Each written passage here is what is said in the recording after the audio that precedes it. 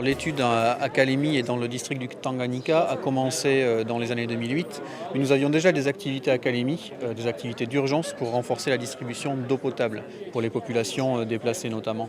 Ensuite, comme on a constaté que Kalemi était une ville où sévissait le choléra et d'où partaient les épidémies de choléra, nous avons été appuyés par la Fondation Veolia en l'occurrence et des universités de recherche françaises et par le ministère de la Santé publique congolais pour mener à bien une étude épidémiologique des facteurs qui favorisent la transmission du choléra.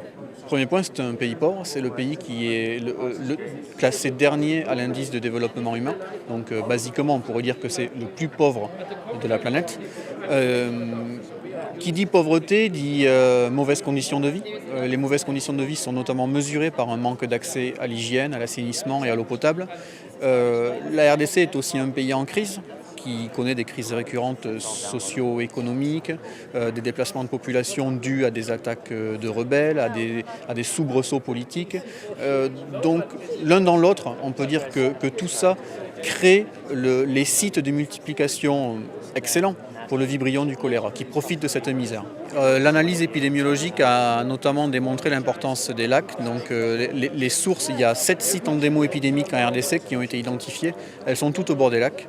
Les lacs présentent une eau salée, plutôt de température assez élevée, riche en matière organique, qui favorise la survivance environnementale du vibrion.